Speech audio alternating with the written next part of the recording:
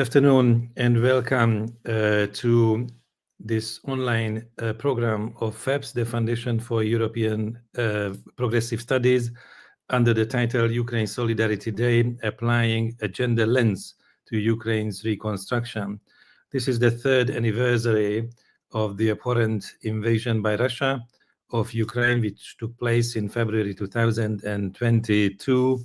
And we started to call this a Ukraine Solidarity Day because it's an absolute human minimum to show solidarity to the country, to the nation, which has been attacked, which needs to defend itself.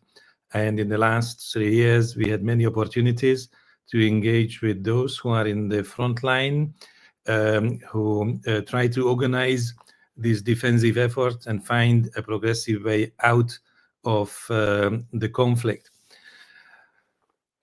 As I said, solidarity has been absolutely fundamental. This has many levels. There is humanitarian support. There is also military support, but also moral, political, as well as financial support to Ukraine. And in the last few years, if you have attended FEPS activities or events online or in place, you had many opportunities to also engage with the progressive political family in Brussels, office holders in the European institutions who would like to work for restoring international law, but now also to help Ukraine on the path towards European integration.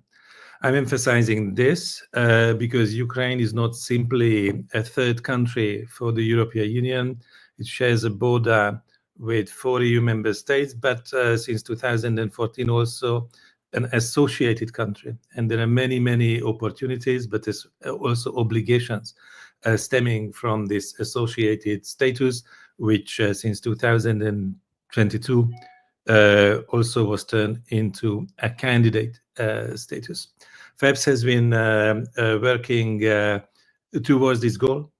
And in the last year, we rolled out a number of policy studies, which we call the Progressive Ukraine series, discussing a number of interesting questions which point to the practicalities of the reconstruction and integration process.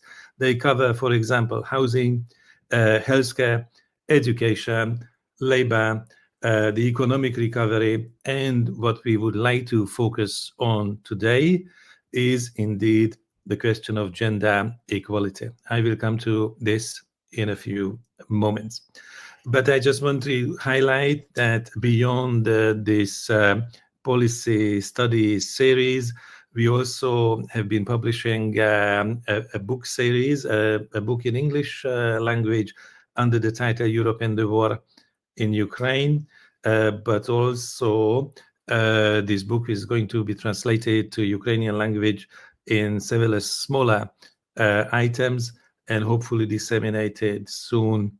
Beyond that, if you follow FEPS Talks, the podcast series of FEPS, or the online progressive posts, you have seen many interviews, but also articles covering the war, but also many social and political aspects of it. And last but not least, I would also like to emphasize that FEPS has developed an online learning tool, which we call the Open Progressive University. It has been launched jointly by FEPS President Maria João Rodrigues and Irache Garcia, who is the president of the Socialists and Democrats group in the European Parliament.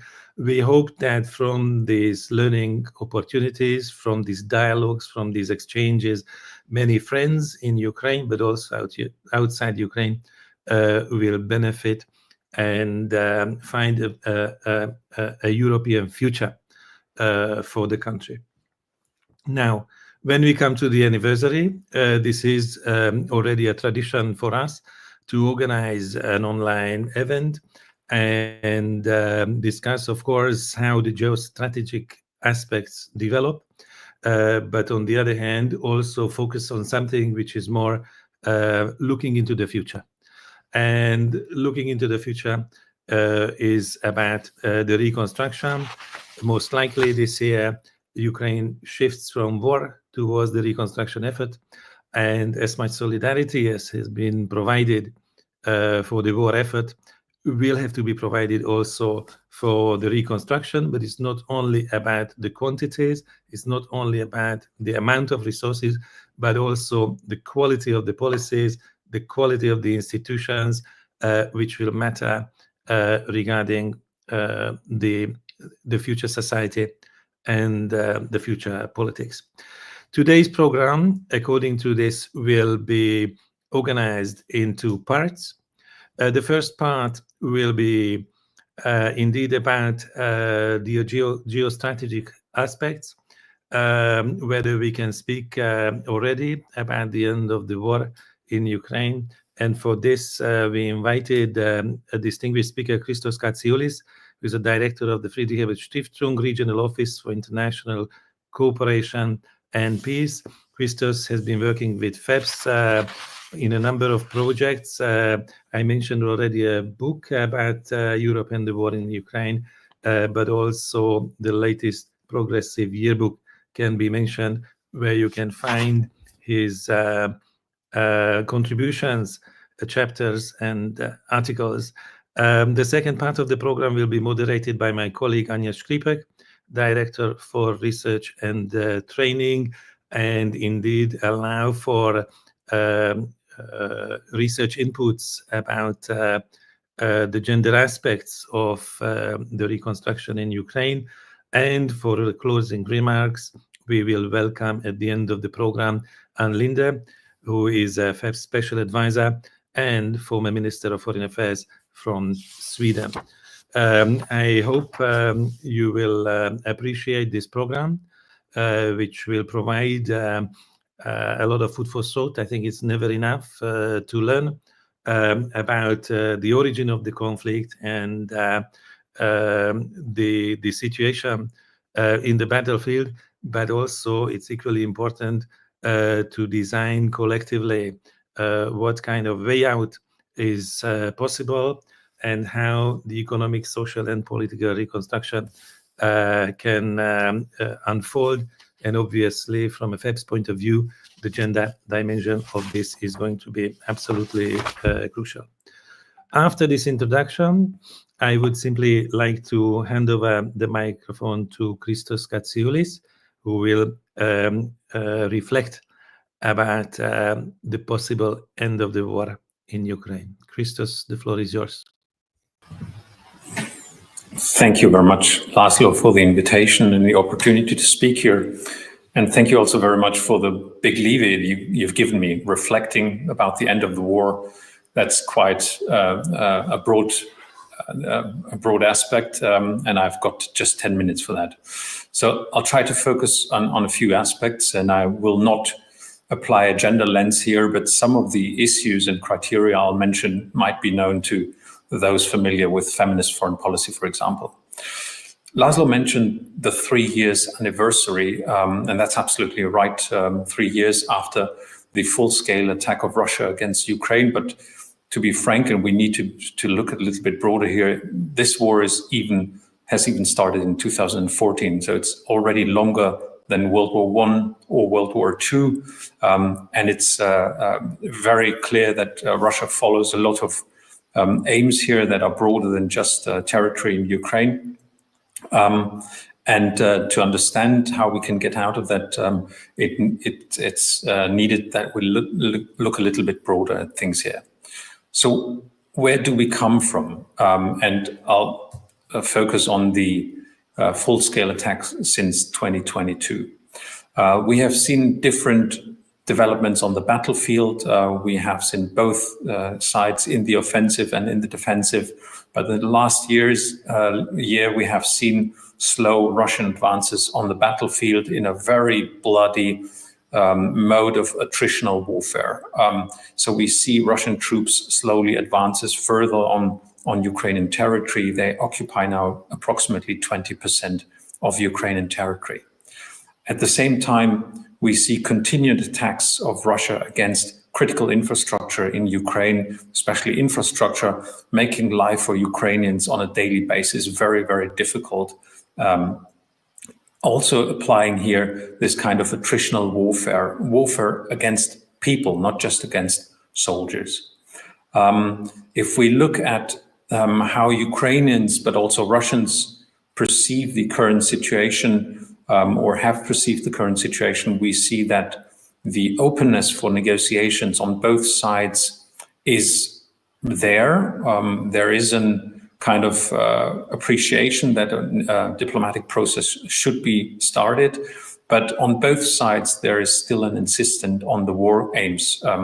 In Ukraine, it's reflected in the peace plan of President Zelensky. Most Ukrainians still support that with very high numbers, and the same applies to Russia as well. We've just published our security radar, where we looked also into the Russian population, and it's interesting to see that only a small part of the population, those mostly critical of the media, tend to differentiate themselves from the war aims of the regime.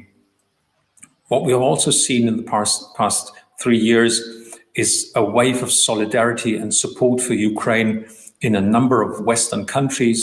I call them the Ukraine Support Coalition because it's not only NATO or EU, it's a different group of countries where the people support financial, humanitarian, as well as military support for Ukraine. But we've also seen that this support changes. It takes different directions, and it has an effect on political decision-making as well. Yesterday, the result of the German elections became clear. There will be probably not so many changes, but we've seen the effect of the American elections on the Ukraine support, and I will come to that in a minute. And the last point we've seen is that the geopolitical setting of this war is broader and far more complicated than we imagined. The United Nations reflected this, where many people abstain from supporting Ukraine on this level. We still see Russia trading with a lot of countries, not only China and Iran, but others as well. So it's embedded in a broader and more complicated global setting.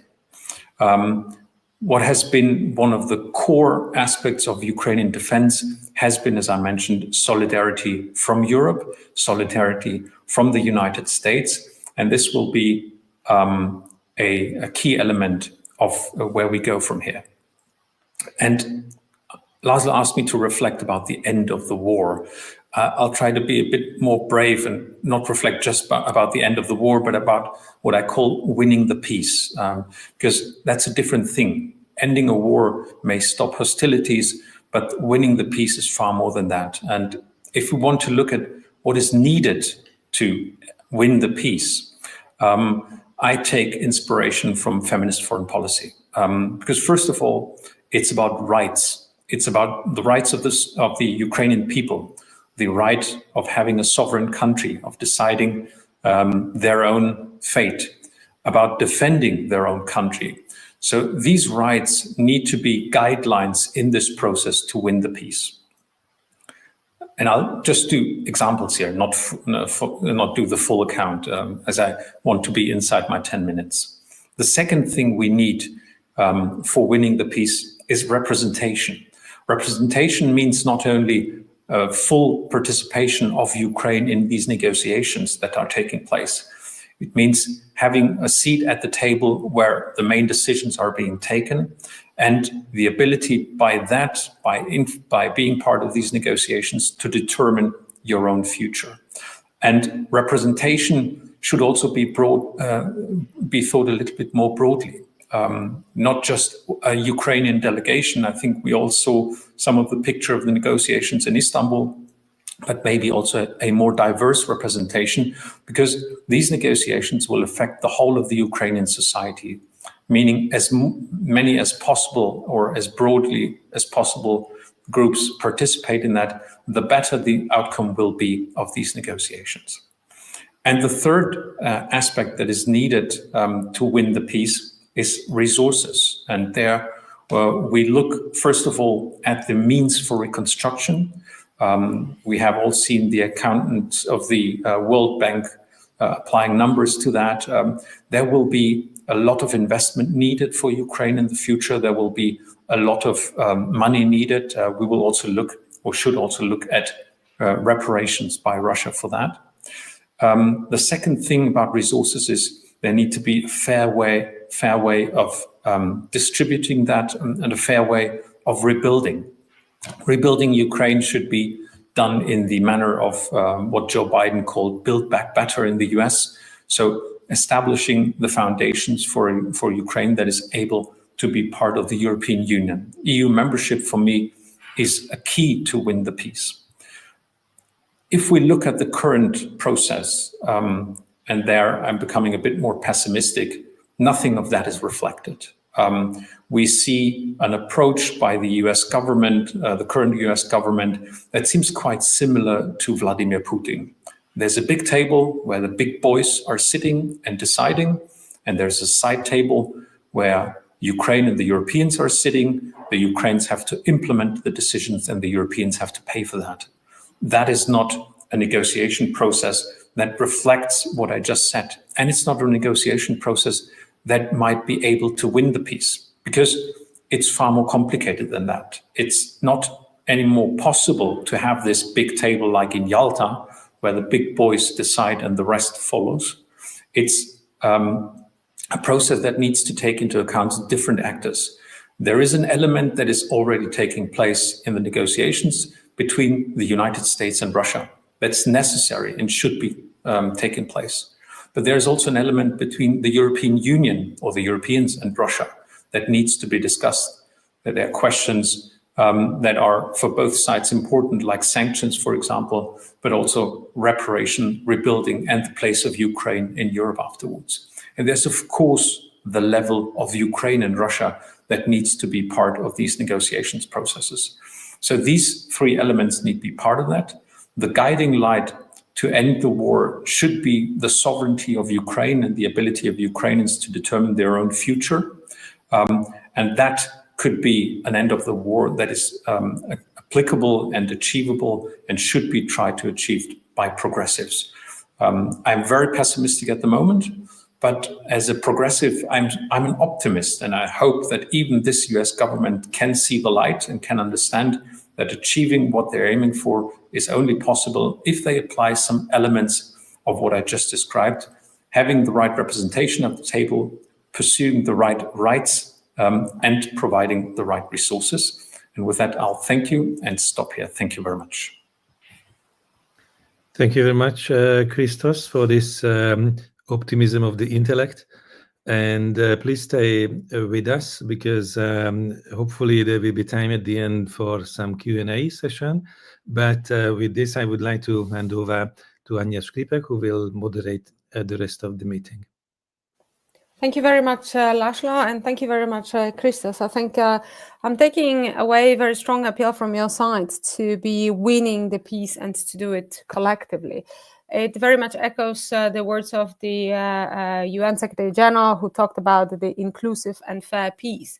But such a peace is only possible, of course, if all the stories of the war are being seen in the right light and with the right lenses. And today we did pick up consciously the gender lens, because in a perception of many, the story of so many brave women, the story of courage, of resilience, of entrepreneurship during the wartime has been into many dimensions overlooked, skipped, and not seen as clearly as it should when it comes to the discussion about the end of the war and the future of Ukraine and the society within that.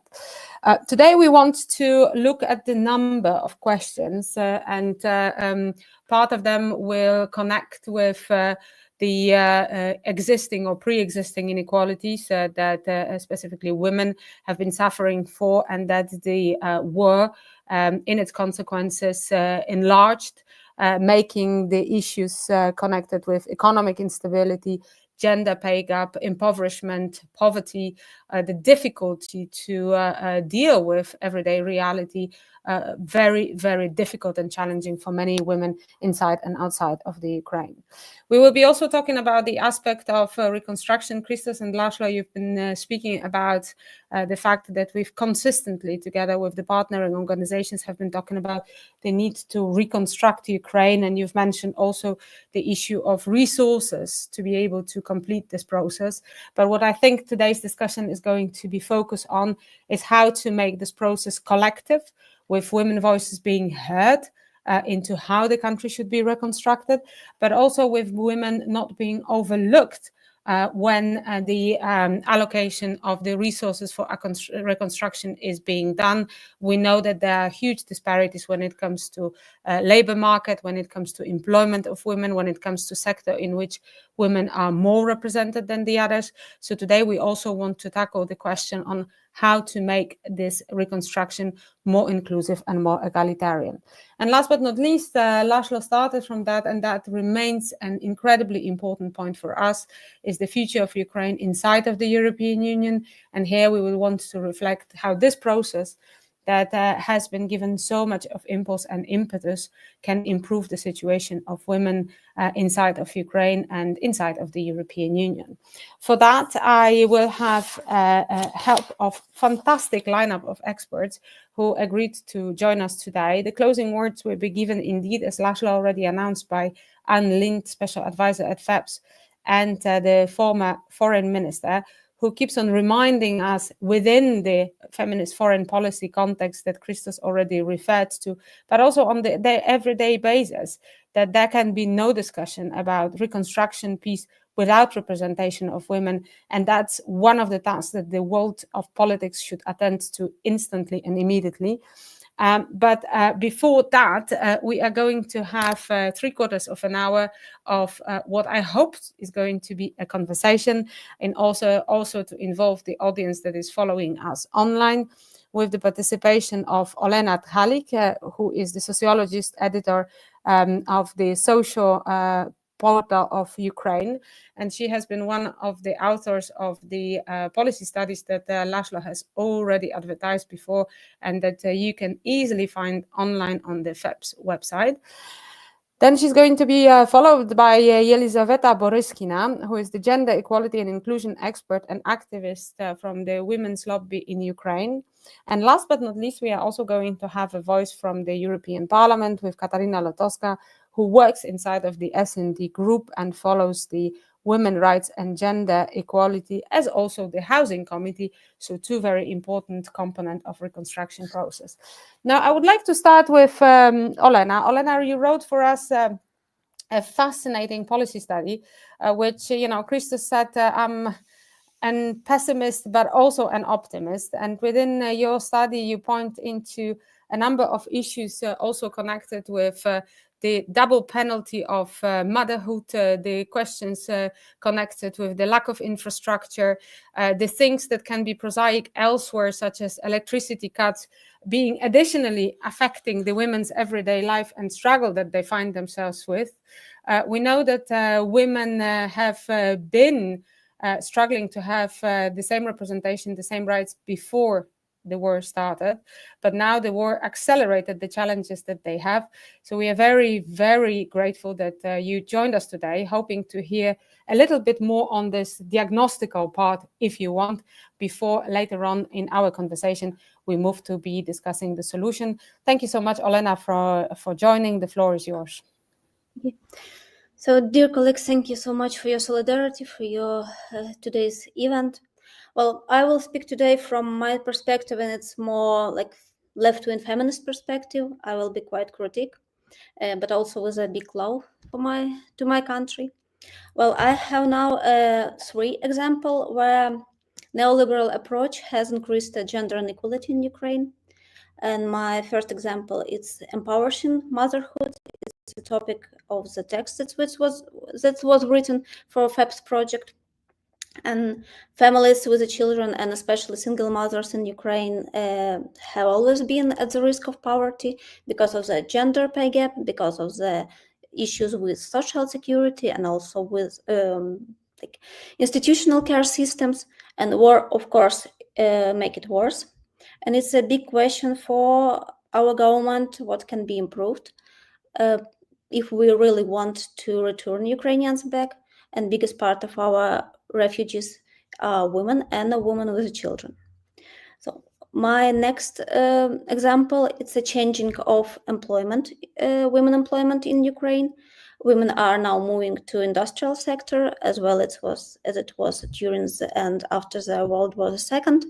And now we can see the women in iron miners in Kryvyi Rih, or for example, like subway drivers in Kyiv metros.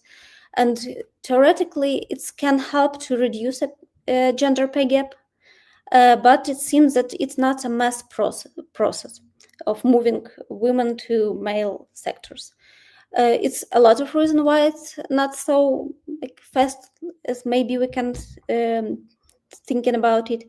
One of the reasons it's a security issue because of the Russian shellings, but also because of the regulations of control over the safety of work places. And another important reason it's caregiving responsibilities that not always possible to delegate. And there, my third example, it's about the exhaustion of care sector in Ukraine. And one of the brightest example on it can be a situation with nurses in Ukraine. Now, together with my two colleagues, Oksana Duchak and Natalia Lomonosova, we are finishing a research about the abolition of workload nurses and in general about the regulation of work of nurses in Ukraine. And this deregulation actually led overexploitation of nurses and also it's evoked quite dangerous trends in system, in addition to a war. And now our Ministry of Health trying to create a new norms of workload for nurses, but it seems that trade unions and grassroots movement of Ukrainian nurses, be like Nina, were not involved. And but now nurses try to be a part of this process, and as for me, it's a very concrete example of how a woman's voice needs to be heard and can make a difference, at least for the 300,000 nurses in Ukraine. And to conclude, I'm quite critical to a neoliberal approach of Ukrainian government, especially from the term of gender equality. But I can talk about it, and I can hope to change something. And that's what we can call actual democracy, and what we are fighting for the last 3 years. Previous context with the Russian trade unions and activists, unfortunately, showed that they can change nothing in their country. And now EU countries can share the huge experience of social dialogue and social democracy tradition, and to give a strong foundation for Ukraine. So I hope that our countries can protect themselves from the authoritarian forces as well as from the questionable policies. And it's really scary to be in the epicenter of such an exam. But we have no other choice, and we have a strong belief and hope. Okay, thank you. Thank you very much, Olena. I will come back to you to unpack a little bit more the concrete strategies that we should jointly embark on in order to indeed make the reconstruction not fall into the traps of the old difficulties and be the reconstruction that is an inclusive one. But now I would like to move to Elizaveta, also in this context of still diagnosis and perhaps testimonies. You are yourself an activist, so part of what you do in political and professional terms is to connect individual stories with the more of a collective experience. I think it's UN Women Communication that last week advocated for the fact that there is a lot of stories about the diverse tragedies, difficulties, atrocities that have been committed that have not been brought up to the light and have to be part of a conversation when we discuss any peace arrangement, and also the cost of the war and those responsible for it to bear the responsibility fully. So I would like to turn to you also with a similar question. The difficulties before the war, what really happened to the situation of women? Where are the absolutely critical point of deterioration of the situation, and where and how can the turns be turned when we speak about the reconstruction. And the floor is yours, Elisaveta. Thank you. Hello, everyone. Hello, colleagues. It's very remarkable event today, and I really thank you, FEPS, you, Anya, László, for the invitation and for being with us here, because the date is not only painful to us, but also it actually reminds us how the women encouraged each other and mobilized all of our resources to help our country. And we will keep doing that. And of course, we will be involved in the reconstruction. And I will touch some points and theses on how we can do that. Before going into the actual steps or practical maybe advices from me personally and from the women's lobby, I would like to share some analytics that we've done in a women's lobby. So firstly and mostly, women in Ukraine, as you know, have demonstrated remarkable resilience and commitment to national defense. So as of 2024, more than 60,000 women serve in the ranks of the armed forces of Ukraine, with approximately 10,000 deployed on the front lines.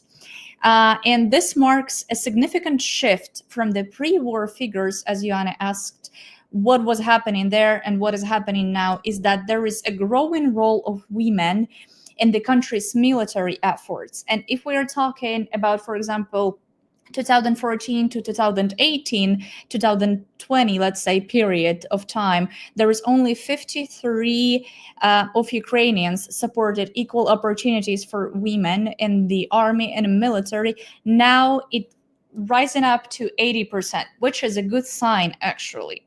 However, despite their increase in presence to combat roles, women continue to encounter systematic barriers. Those barriers actually limit their careers. And not the first time I can hear from our women veterans that because of some stigmatization, because of some sexism, they are not promoted that much, and they are not accepted in the military as, you know, as the normal combat soldiers that can have the career in a military perspective. And of course, if you can look up online, there are also a lot of interviews with the women veterans on the streets, just, you know, in Instagram or Facebook, where they say about the harassment a lot as well. And that is also a huge issue. And I'm sure, and women's lobby, we think that we have to change that. I will get to practical things a little bit later. But my second point is, of course, the Istanbul Convention. It has been accepted in Ukraine in 2022, but still women face the violence, the sexual violence, the abuse, and when they're coming to the executive power in Ukraine, executive institutions, with their voice saying that we faced the harassment, we faced the violence, it's, in most of the times, it is accepted just as a family issue, right? And no investigation on that. That's going to be my second point. The third point, also very important, is that women actually right now are working at 3 jobs. They volunteer, they support financially and physically their family, their children, and they also work in a normal job, right? Like military forces or entrepreneurship, business, whatsoever. And they need psychological support and economical support as well.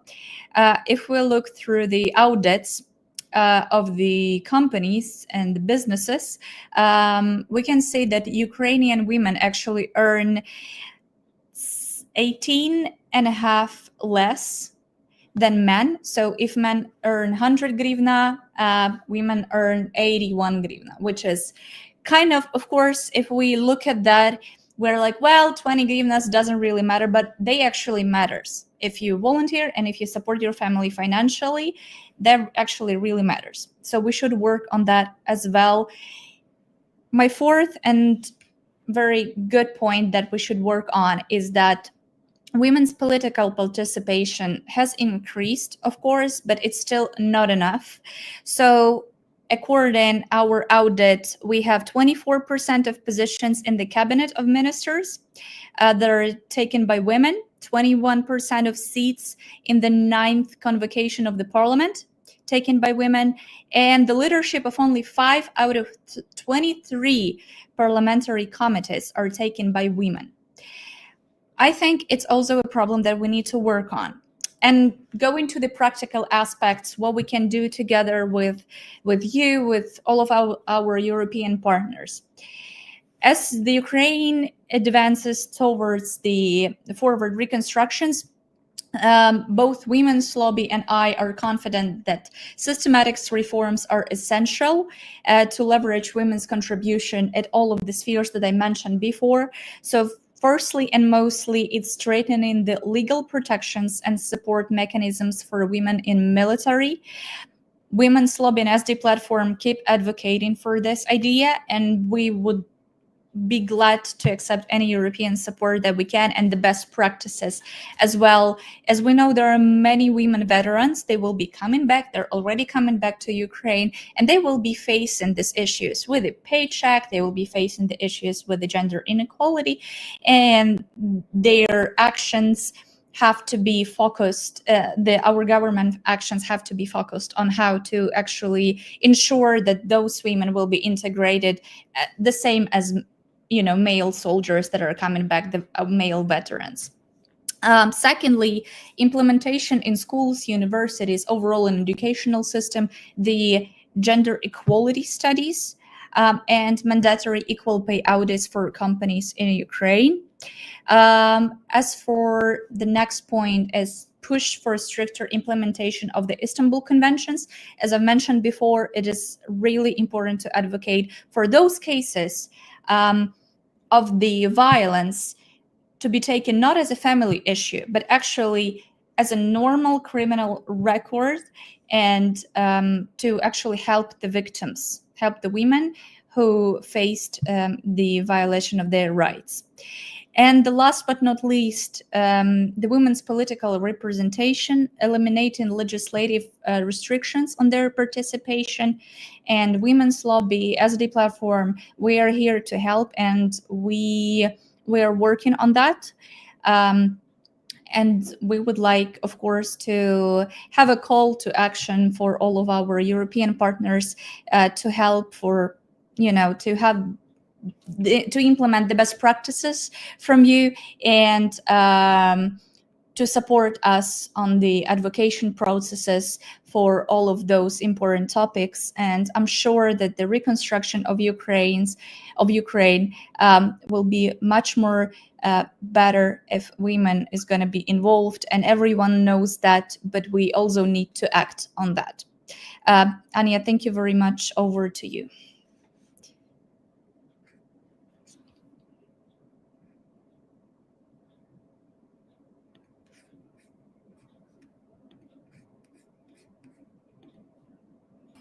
You're still muted.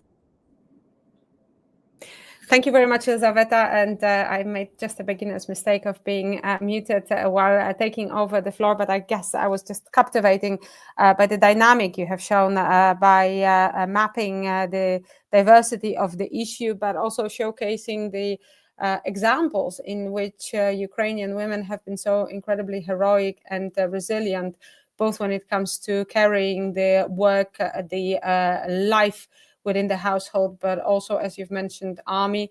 And I think I read statistics also ahead of today's discussion that 1 in 2 enterprises that have been created in this war period have been done by women who are struggling still with different stereotypes in access to funding and being able to really consequently pursue the activities. I've also read incredible and humbling stories about women who have been providing supplies for the women in army that you've mentioned, starting from clothing through the food, and also offering safety places for those affected by the crimes and atrocities committed against women and children in this period. So there is indeed a big story of resilience and of courage, if you want. And with that, because you've already hinted to both yourself and also Olena have hinted to the European process. László also, right from the start, mentioned that in his introduction. I would like to move to Katarina, who is placed inside of the European Parliament, so following closely the European debates. What could be added to the picture that we have got that has been discussed about the socioeconomic issues, war-related challenges, and the way we can think about building a society that could be more representative, but also could see reconciliation, if you want, in the light of everything that has been mentioned by the colleagues before. Katarina, thank you so much for joining us today. First of all, thank you so much, Anya and László and everyone who helped us to organize everything. I want to say really grateful thank you for your unwavering support of Ukraine during all of this time, because it's really crucial things for us to speak up. And as we already mentioned today, a lot of things happening right now, and we can write our history right now, but in the same moment of time, we cannot see that things really going in the best way as we would like to have this. Despite all of these difficulties, there's already 3 years since full-scale invasion started in the 2022, and a lot of Ukrainian people went through tremendous difficulties. And I would like to highlight that gender equality is not just afterthought, and it is a fundamental pillar for Ukrainians' reconstruction. And during this process, as the country will require a fair recovery, we must ensure that women are not just included, but empowered to lead and shape the future of Ukraine. And of course, as all of my colleagues already mentioned today, this requires addressing structural barriers such as patriarchal norms, institutional discrimination, and lack of support on infrastructure, while also we should prioritizing gender-responsive housing policies and legal protections like the Istanbul Convention, as Elizabeth already mentioned today. And I have to say that by strengthening women's political and economic participation and ensuring access to safe housing and adopting all of this comprehensive legal protection, Ukraine can rebuild our country in a way that is inclusive. That is super important because we already met a lot of consequences of the war. A lot of veterans and injured people with post-traumatic syndromes, they met the real parts of life after the wartime. And we need to have it really, truly gender equal, I have to say. So that's why I would like to start about such an important aspect as psychological impact and trauma of the war. And I think that mental health is a crucial thing because the war's psychological toll is immense, and really tremendous amount of people with PTSD, with anxiety and depression being common among survivors of violence of those displaced women and LGBTQ plus rights people, individuals who faces these challenges every day, and they need an access to mental health services. And particularly, it's super complicated in areas with limited resources or in conflict zones. So we need to pay attention for that as well. And there is an urgent need for gender-sensitive psychologist support services. And I would like to say that these services must recognize the specific needs of women who are survived or experience gender-based violence, displacement, or loss. And the trauma can be also faced as isolation for some LGBTQ plus individuals. And we need to have this literally inclusive society. Another important thing that I would like to highlight, and maybe it was not yet mentioned, that gender responsive housing and social protection, because as for this period of time, 60% of the displaced population, they're female, with many living in temporary shelters or inadequate housing condition. And gender-based violence is also a significant concern, with, for instance, 1 in 4 women reporting gender-based violence during the conflict. So to address all of these challenges, Ukraine must prioritize the construction of affordable housing, particularly for women-headed households of gender-based violence. Programs should be safe, secure, and offer community support services like childcare, as I already mentioned, mental health services, vocational trainings, etc. And strengthening legal protection for women in the housing market and ensuring legal recognition of women's property rights. That's really the aspects that will be crucial. Additionally, I think I would like to highlight that social welfare system, including, as I mentioned, childcare, healthcare, and unemployment benefits, must be strengthened to ensure women that they have social and economic security to fully participate in that recovery process. Because as my colleagues already told you today, that women now have like 3 jobs when they take care of family, then going to work, and they trying to handle their lives and not to give up.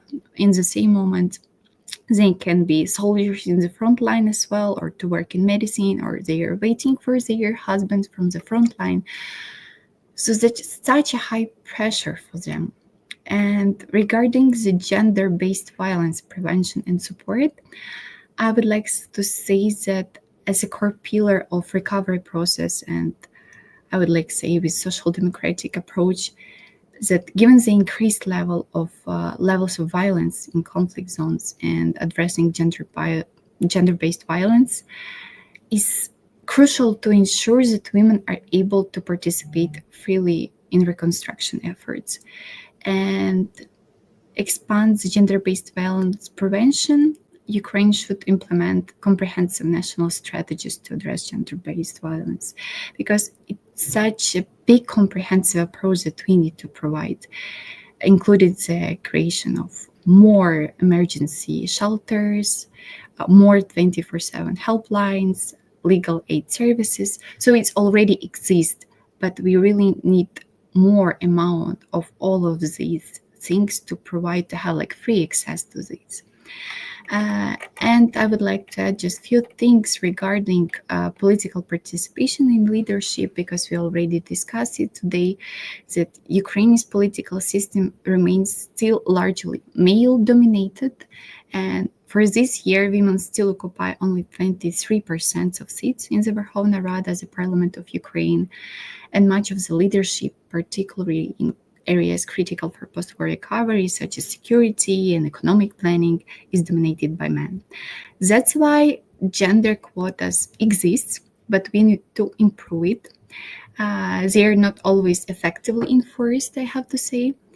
And strengthening this gender quota and ensuring that they apply not only to parliamentary elections, for instance, and institutions, but also at the level of local councils, municipal governments, positions in national ministries. So indeed, I would like to say that everything starts not even like from the top, from the parliament, but as well from all the local councils in every city. And we have to take actions in all of the possible levels. And of course, I think that's crucial to increase the number of women in leadership, but as well providing training and mentorship to support them in the offices. And such leadership programs for women in high-stake areas like defense, foreign policy, economic recovery would be necessary to build this women's leadership capacity. And yeah, I think that's most crucial things. And of course, I would like to go on and discuss even more points, because we have a lot of things to improve. But on the other hand, I would say that we already did so many things, and I see how our women's fighting, both on the front line, volunteering, they support educational front, and everyone trying to contribute as much as possible. That's a long-term fight, but I think that we are on our way to our European prosperous future with our social democratic values. So thank you so much once again for your support, and we will be in touch with other initiatives. Thank you. Thank you very much, Katarina. As I promised, this is going to be a conversation, so I think much has been put on the table when it comes to the difficulties regarding the situation of women in Ukraine, but also in diasporas outside of the country. I think you have, starting from Olena, I think we've heard about the obstacles connected with patriarchal society, with the pre-existing situation that women have been struggling when it comes to having equal rights. Then with Yelizaveta, we looked at the diverse issues connected to socioeconomic disempowerment, the precariat at the labor market, the difficulty already that existed before the war when it comes to available infrastructure. And now with so much infrastructure and so many people displaced, among them so many women, those issues magnified, of course, by default. And now, Katarina, you spoke very much about the need for a structural change, especially when it comes to the leadership and representation. But what I'd like to spend the second round of this incredibly insightful and instructive conversation is something that Christos said right from the start. He said, well, these are not the times when we can replicate the old approach to the negotiations. That cannot be this big boys table. And he quoted here, especially the big boys table connected with the ambitions of the President Trump. And on the other hand, the small table with Europe and Ukraine seated by it. Now, there is something to be said about the representation of women in those conversations. And I think many colleagues, especially within the foreign feminist policy collective, have been raising the points that while the conversations are progressing, they are progressing now. And we need to hear the women voices about reconstruction, taking into account the very specific expertise, both on the local, national, but also societal level, the issue of representation, so inclusiveness, if you want, also to prevent the intersectional discrimination and overlook of the atrocities and crime we have been discussing, but also the question of reconciliation of the society in the post-war period. Now, because those conversations are being reported on the daily basis. And I think that what Katarina left us with, saying we have a quota, but they are not really implemented, it's a long-term process. My question to the panelists would be, what do we do now to make sure that the women voices are not getting lost? FEPS has been running this particular stream of initiatives in the solidarity right from the start of the war. And I remember one of the first meetings in Warsaw where the Jolanta Kwaśniewska was saying, what happens is that when we speak about many priorities, women and women's rights are not always considered as the top priority as a byproduct. And we've had hard lessons in Poland while looking at it. Now, situation in Ukraine is incomparably more difficult and more complex. So I'd like to go back to perhaps Yelizaveta in changing scheme of the conversation. What would you say would be the priority to make sure that already now women voices and their expertise are being better represented in a conversation? What's next for Ukraine? Thank you, Anya, for such an important question. I would say that firstly and mostly, we should go ahead and start with the advocacy program on that. I'll explain why. Because as of right now, what I see is that women in politics, especially at the decision-making processes, they are used just for the, let's say, to cover up some things that are happening inside as a soft, as a soft power. And I think it's actually a really huge problem right now. And in my personal opinion, that is why we are not invited at the tables, and we left behind, just because in the future women can be used to say, well, everything will be okay, don't worry. And in my personal opinion, this is not okay. So firstly and mostly, I would say we should start with advocating for women to be involved in a political discussions, and give them the word and provide for them more opportunities, as for example FEPS do, to speak up and to say their opinion, record this and stream at the social media, because the media representation of women is also a huge problem that I did not mention at my speech, but it exists. And I would say we start with that, and then we can slowly move forward to educational system and how to educate future leaders, political representation, so that they can politically represent the Ukrainians and women and our nation. I'll start with advocacy and the media representation, and then I would have moved forward, because in my personal opinion, women should not be just the cover up. We are experts in our fields, and I'm sure that people see that, but as long as there is not that much advocacy going on because of the full-scale invasion, because sometimes people say that, well, it's not the time. I think it's the time, because women will rebuild Ukraine. So to sum up, let's start with advocacy and with the media representation, and then move forward to more practical things like trainerships and etc. Thank you, Anya.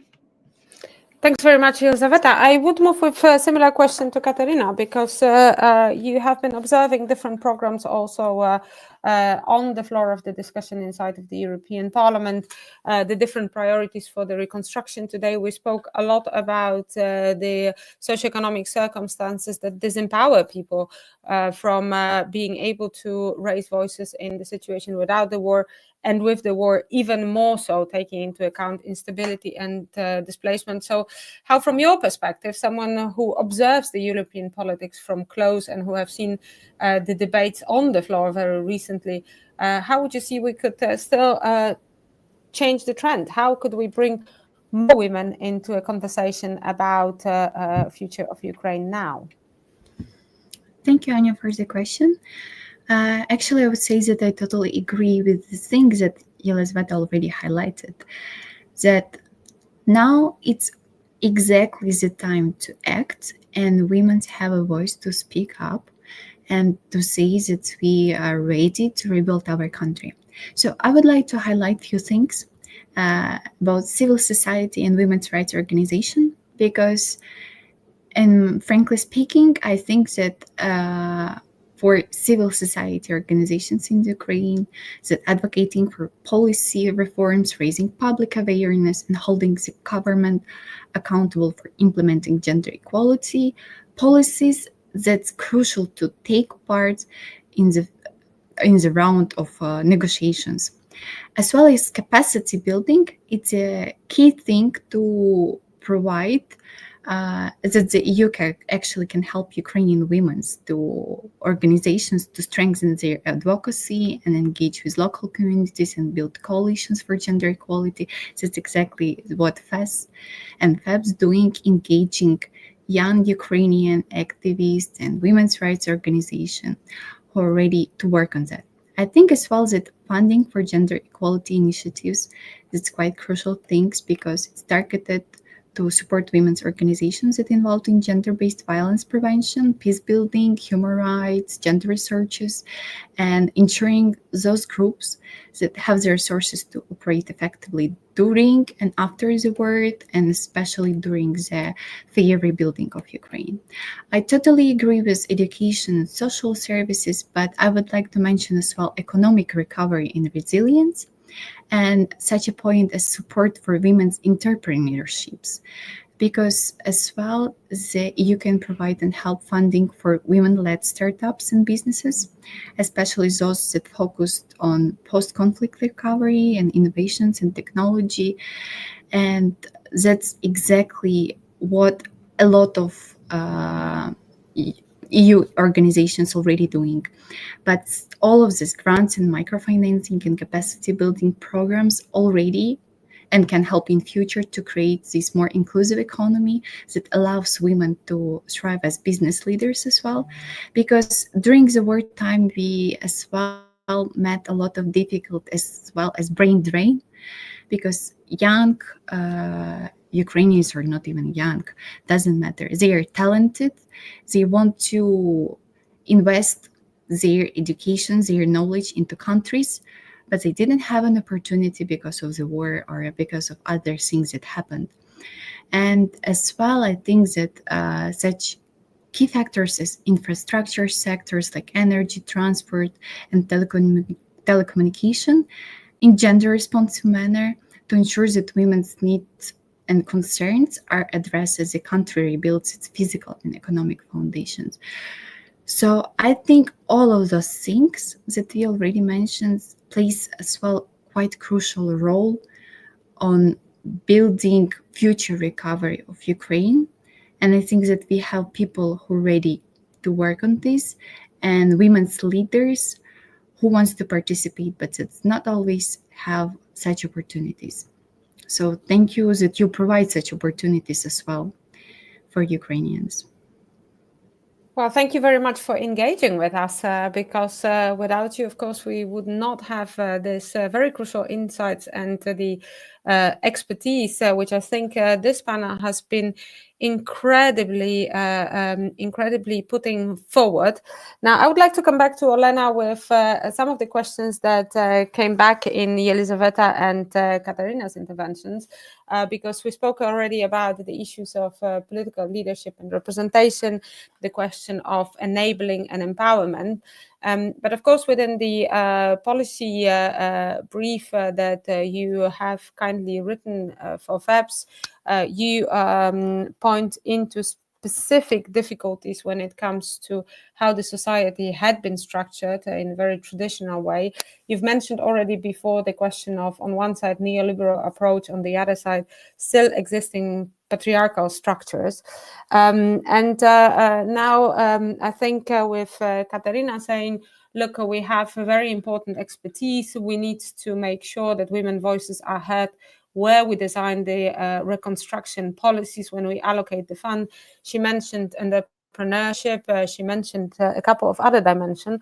But for very different dimension of the labor market, the way it looks today, when it comes to the construction sector, it's very men-dominated. When it comes to energy sector, which is going to be quite crucial in the reconstruction as well, we have women only standing for 1/3 of the employees as such.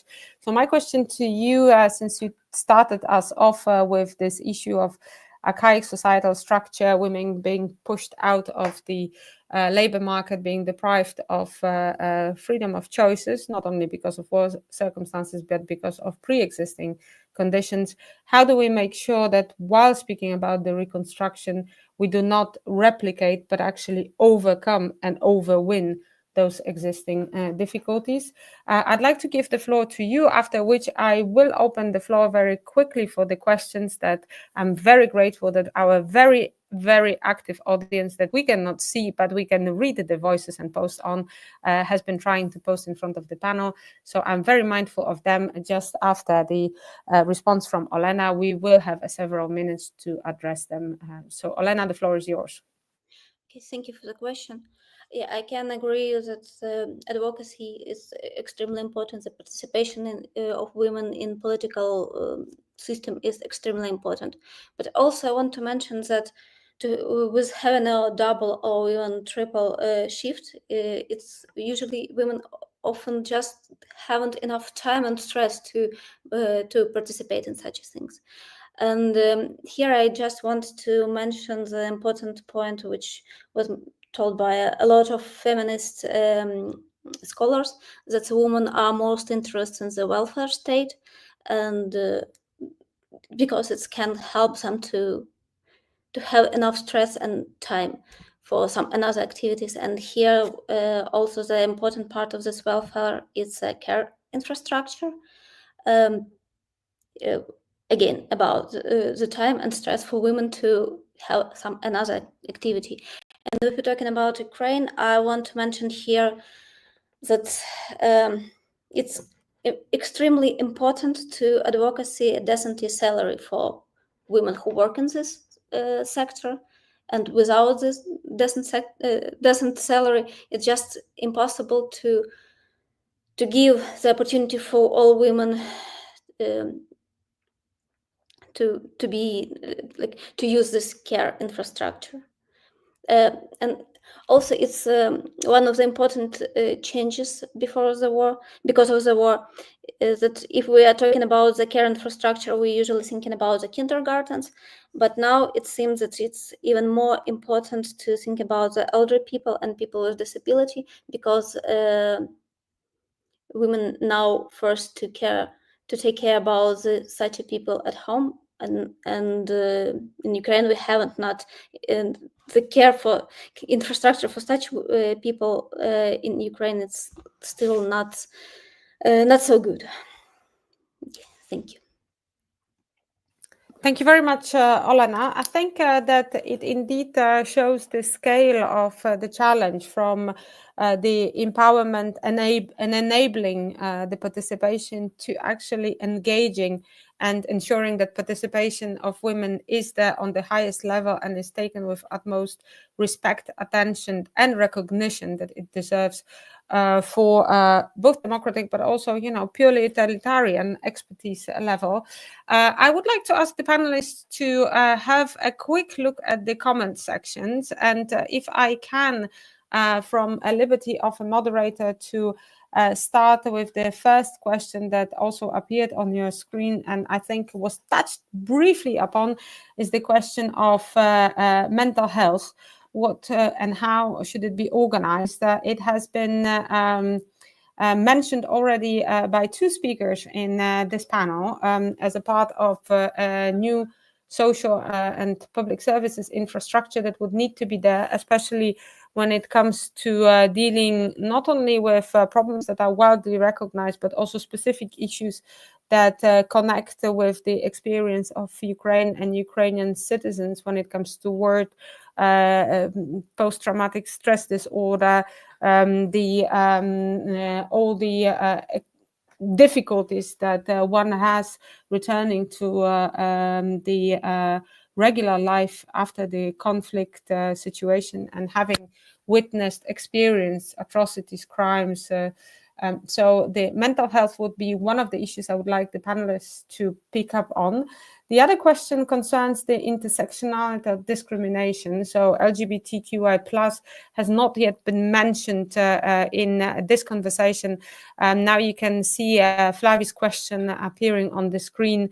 I would be curious what the panelists would like to say on that particular question. And last but not least, there is definitely from Silke the question about the priorities, financial support, conditionalities. So how does one make sure that the resources being invested in reconstruction are indeed being invested in building the inclusive, fairer, more prosperous society for all? Now, there have been earlier questions also which are more directly connected with the Western Africa.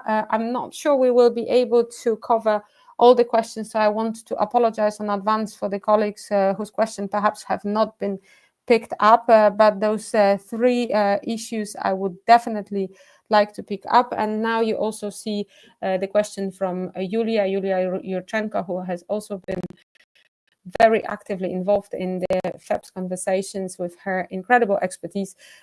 She would like us to go a little bit deeper in the socioeconomic questions. So we have a full package and about literally 10 minutes maximum on the spot. So I will give each of the panelists 3 minutes and the liberty to pick up the questions of their choosing. And since I start every round with a different order, it's only right that Katarina, you will be the first on my list. Now, you are the first one, but you also have most liberty of picking up the questions of your choosing, because I really would insist that we do not leave participants hanging, especially such active ones, and we try to address the points that they have mentioned. So, Katarina, can I hand over to you? Yes, sure. So regarding all of the questions, that's again super crucial questions, and psychosocial impact of war on individuals, particularly women, men, LGBTQ plus rights individuals, is really far-reaching research area. And survivors of violence, displacement, and loss carry significant psychological burdens such as PTSD, anxiety, and depression, as it was already mentioned, and the trauma resulting from sexual violence, especially in occupied territories, and the destruction of homes, separation from families, and a lot of those things. It's all the people and communities they handle and challenge during the wartime. So that's why mental health, that's the challenges, but also in physical health issues such as chronic pains, somatic symptoms, and increased to other illness. And I have to say that women and LGBTQ plus individuals face unique barriers to accessing mental health services. I have to say that in Ukraine, we already have a lot of organizations that sometimes they're on governmental level or on the level of non-governmental organizations, that they provide help to have this equal society, as I already mentioned, help to people and groups who may face further marginalization, stigmatization, discrimination, or particularly in things that are not recognized or ignored. For example, LGBTQ plus may experience additional trauma related to social isolation or fear of violence and rejections from family or community. But I have to say that during wartime especially, we met with really nice approach of people and support. So it's not only regarding like non-governmental or governmental organizations, institutions, etc., but as well ordinary people, because during the full-scale invasion, a lot of queer people, LGBTQ plus rights, serving in the army on the front line, and they facing support. And that, I think, really important things that I would like to highlight. Of course, still a lot of them experience all of kinds of traumas, especially in occupied zones, and that is raised by Russians. But I'm really happy that we're moving towards this European future and clear understandings of Ukrainians as civilians that really ready to have this inclusive society, and this fundamental thing and fundamental things that we already started to integrate. And I will add just a few things and I will finish here. That integrating mental health services with different forms of support, such as legal aid and different programs that challenge often our intersect with practical needs. That's really such crucial things that I would highlight, because I really feel a lot of pain that people experience such a lot of violence during the wartime. And I really want to help them that we have in Ukraine, the help that they should like freely access to. Yeah, and maybe I will give floor to other my colleagues that they will help to highlight other things that already taking place in Ukraine. Thank you. Thank you very much for this remark, which indeed we do take on and will continue discussing with full solidarity and being humbled by them. And with that, indeed, I'd like to move to Olena, perhaps with a task of also addressing some further points made by Julia, especially about this question of the full potential being realized. How do we put the system of support for women in place? So, yeah, about how to get out of the poverty. especially for women, especially for families with the children, I think that we should think about the better benefits for parents, because now in Ukraine the level of benefits, it's about 20 euros per month, which is absolutely ridiculous for the first 3 years of life of the child. And such a parent benefits, they can be some compensation for unpaid care work, which usually promoted by the women, and also some protection from the poverty for families with the children. And somehow to compensate this gender gap that still exists in Ukraine, but not in Ukraine, as in many other countries. I want to mention here that now about 2 million of Ukrainian children in EU countries and a lot of European countries also give this parents benefit for Ukrainian refugees, and it's a very important point for Ukrainian government to think about if it's possible to give such opportunities for families if they will come back to Ukraine. But it's one of important part. But still, I want to mention that care infrastructure still and also incredibly important if we want to overcome the gender gap and poverty of women. Without adequate care infrastructure, it's just impossible. Okay, thank you. Thank you very much indeed. And for Yelizaveta, I think that one of the questions that hasn't been yet addressed, but of course you can also refer to the previous one, as this is a concluding part of the remarks, is this question of conditionality of support vis-a-vis the real implementation of values of equal representation. I mean, that's the question of Zilka here in the chat. So if next to other points you could address that perhaps would allow us to conclude the round of fantastic responses to very pertinent questions. Thank you, Anya. I would actually like to answer that question. And overall, I would say I would answer with some practical thoughts on that, because I'm more of an action-based practical person at this point.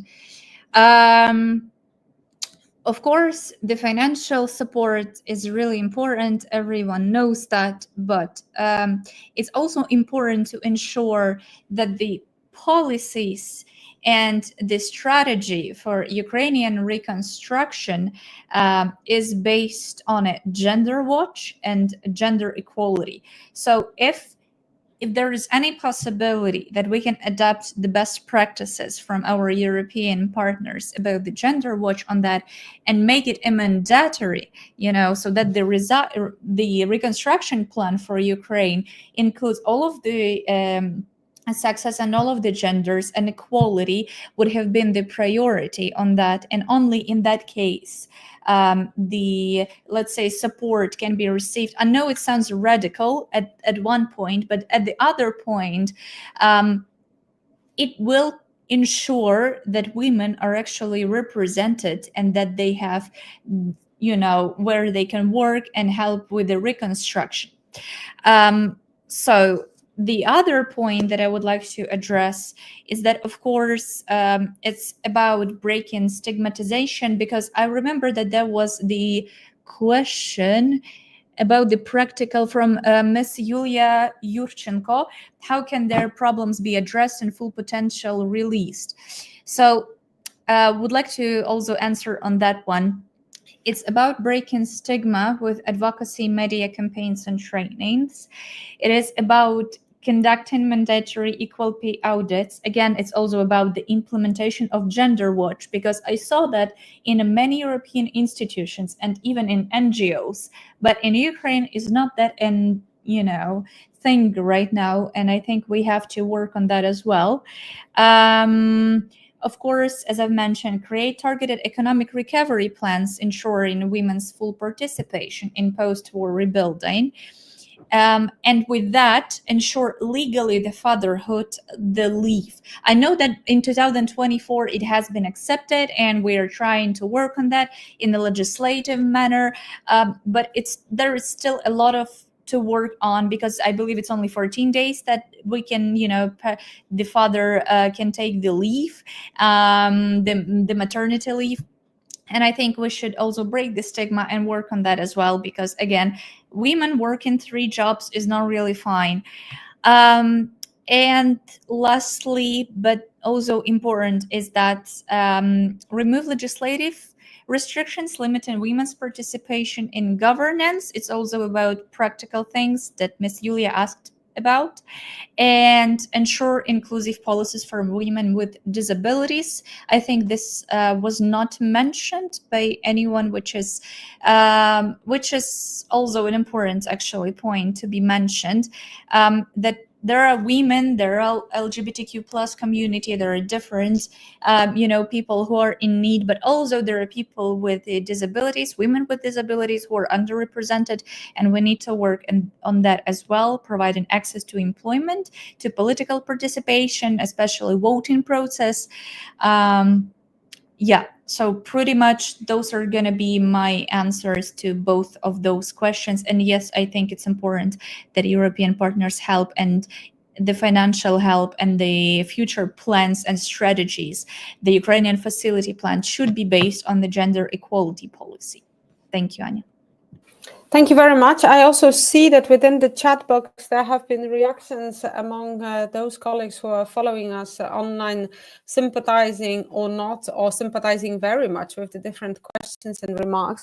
I think it has been an incredible conversation, which also shows that solidarity, which, as László underlined, we have had and we have been sustaining and speaking about and acting for within FEPS, together with the members, has a very concrete meaning. It must be a meaningful concept that responds to the courage, resilience and engagement of women in Ukraine and Ukrainian women abroad. I think we've gained much better understanding about what the priorities are, what the dangers are, and what are the obstacles to full engagement of women and providing more of women representations in the important both the geopolitical but also national, local level conversation about rebuilding of Ukraine.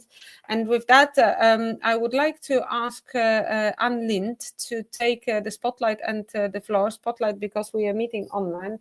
Ann has always been a very fierce advocate for the fact that there can be no conversation without women included, and it can never be a full and inclusive fair recovery without women voices, their expertise and their respect towards all that they have geared throughout the years of atrocities, crimes and injustices being committed. I think, Ann, you must be both saddened but also very motivated about everything that has been said in this particular panel. And I can't possibly imagine a better person to both help us conclude and articulate the takeaways of this very important, very memorable, historic, one could say, even discussion, but also to set us off for the action that we, especially on the level of the European Union, should demand and gear for.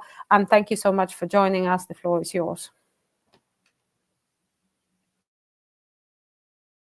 Your microphone, Ann. I'm afraid you replicated my mistake from earlier on.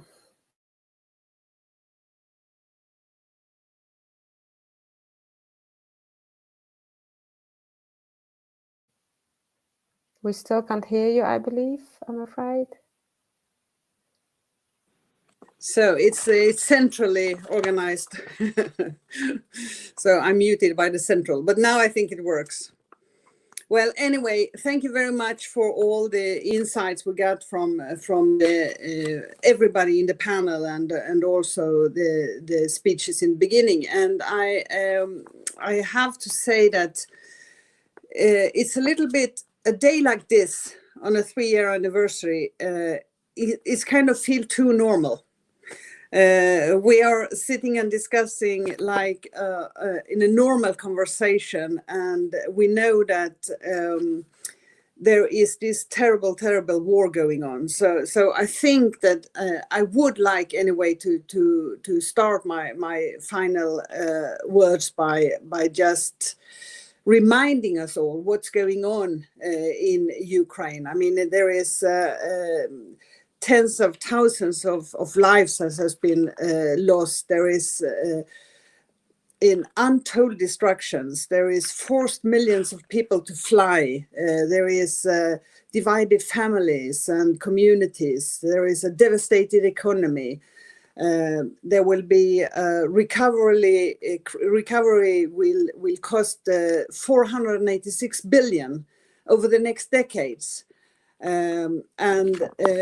We have now a situation where one of the closest friend of Ukraine is no longer a close friend of Ukraine, which is United States, who has now kind of getting in the same direction when it comes to security policy as Putin and Russia. And I think this is really something that will change the possibilities for everything. I think we will look back on this time and say, here is something that changed the world order for decades to come. This war, as so many other wars, is disproportionately affecting women and girls. And I want us just to take a few seconds to thank all those women who has actually sacrificed their lives and their bodies for trying to win this war. There is the latest numbers are 379 women, 3,799 women and 289 girls who has been killed during these 3 years. There is 4,872 injured. And the actual numbers must be much higher than this. It's 56% of the 4 million internally displaced people are women. And the forecast for this year is bleak. We see that more and more women and girls are affected by the war.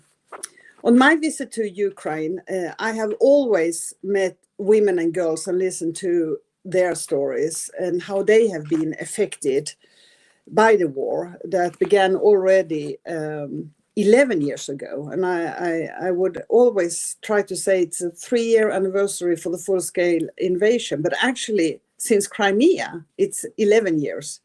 And during those years, 12,000 people were killed. So this in turn is much more devastating reflection than just the 3 years since the full-scale invasion.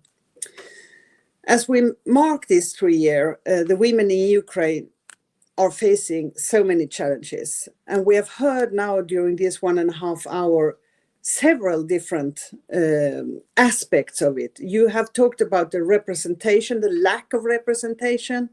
You have talked about the lack of work for women. You have talked about social injustice, and judicial injustice. You have talked about the lack of sexual and reproductive health and the domestic violence that, as in all wars, is increasing. And this is, of course, things that has to be taken into account for the coming rebuilding and reconstruction that is needed to be done. I'm a little bit worried that, as I think it was Josaveta who said that, or maybe it was Katarina, who said that sometimes you just take women to be like a fluffy, like a decoration and not for the real expertise. And I have been a little bit worried because when you have seen pictures of delegation from Ukraine that are talking about the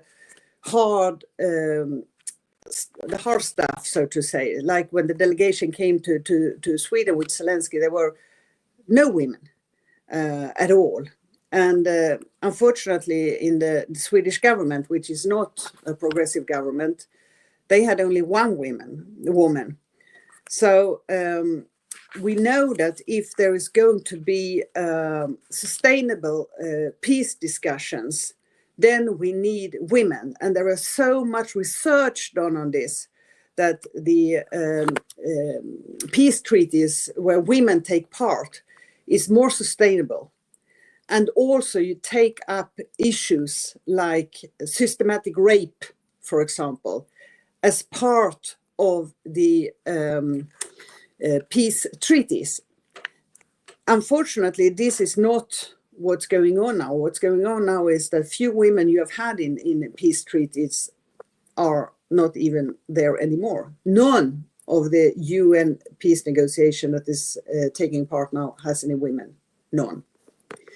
I would like to talk a little bit about unemployment and employment of women, since this is about the rebuilding.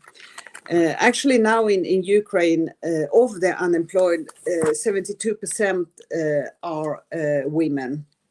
Well, Ukraine has been experiencing a major shift in the employment market since the start of the Russian full-scale invasion.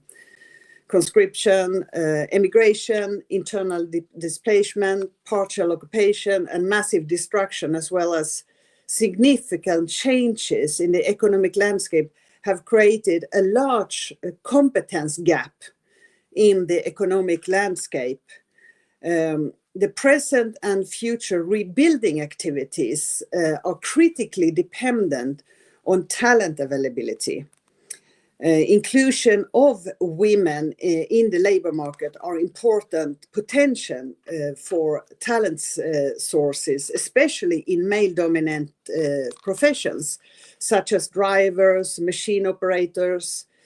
And according to recent employment market reports, there is a strong shortage of drivers, machine operators, mechanics in all major industries, for energy and agriculture, for example, which is so important for Ukraine.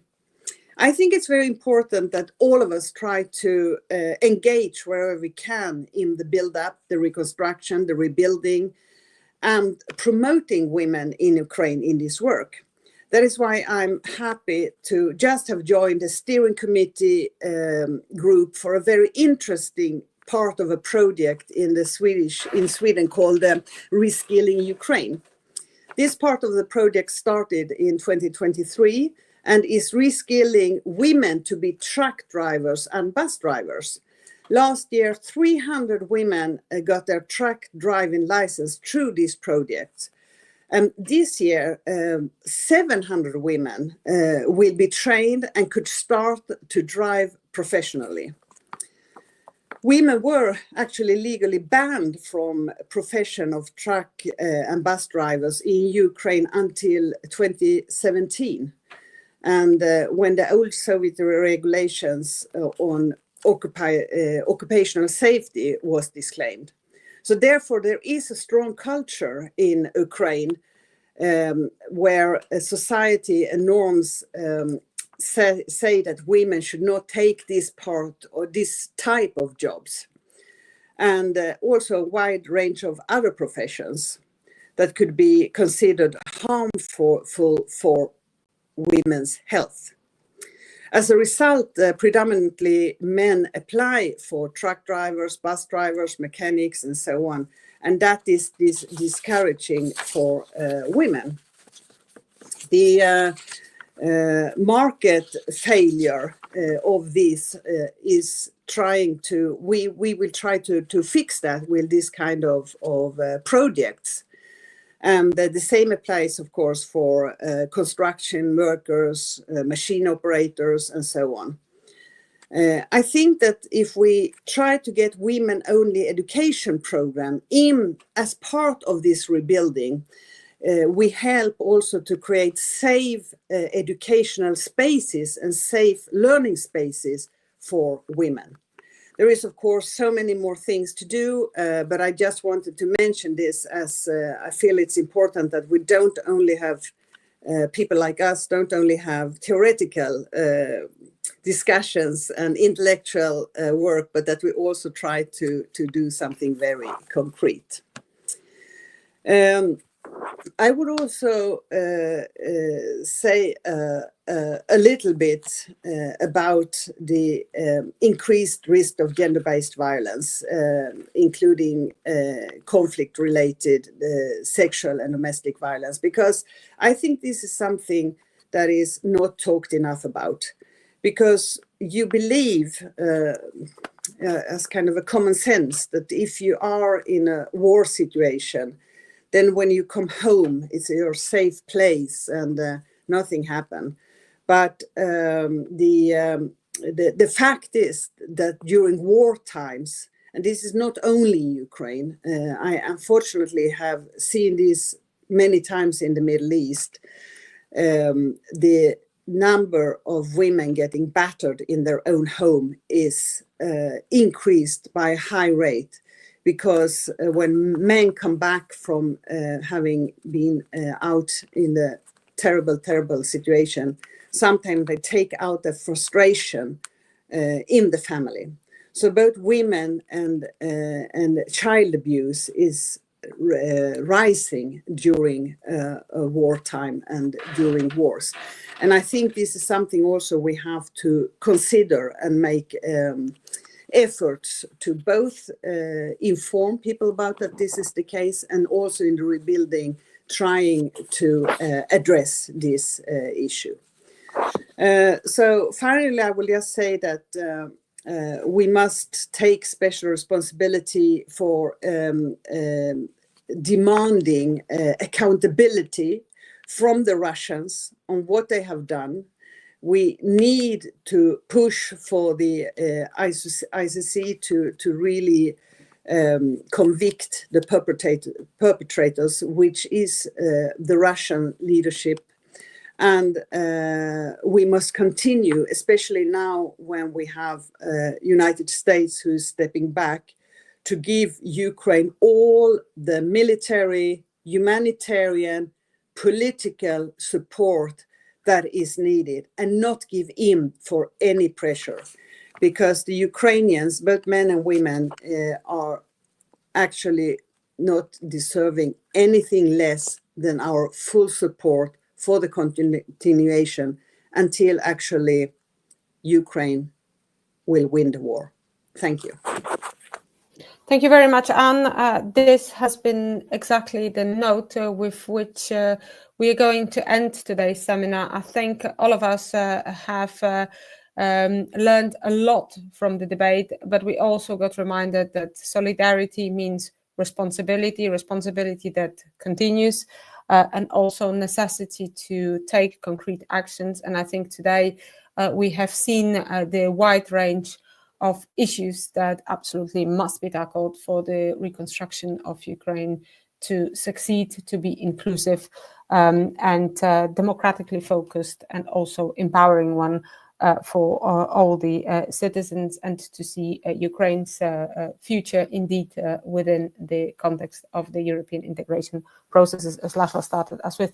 With that, I would like to thank all the speakers, starting from the opening address from László Andor, FEPS Secretary General, followed by the reflections and some very concrete milestones that we heard about from Christos, Katsioulis. Then I'd like to thank very much the three panelists, Olena Tkalich, Elżbieta Boryskina, and Katarina Latowska. I'd like to thank all the partners, thanks to whom this initiative has been growing and could develop for the past 3 years, bringing forward important issues, expertise, but also offering the platform for key debate, difficult debate, but critical debate to be able to move forward in an informed manner. Thank you very much to 3D Hebert Stiftung, to Rennes Institute, to FMS, Jean Jaurès Foundation, Kalevi Sosa Foundation, and Amicus Europae.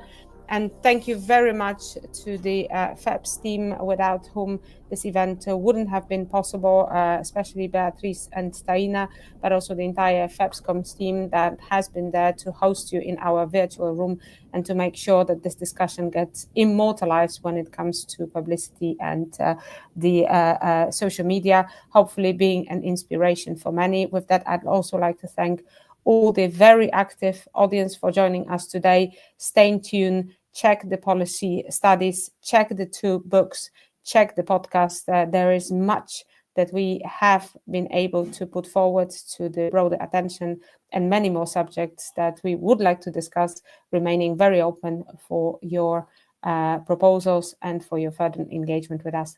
Thank you very much, and wishing you a good but also reflectful afternoon onwards.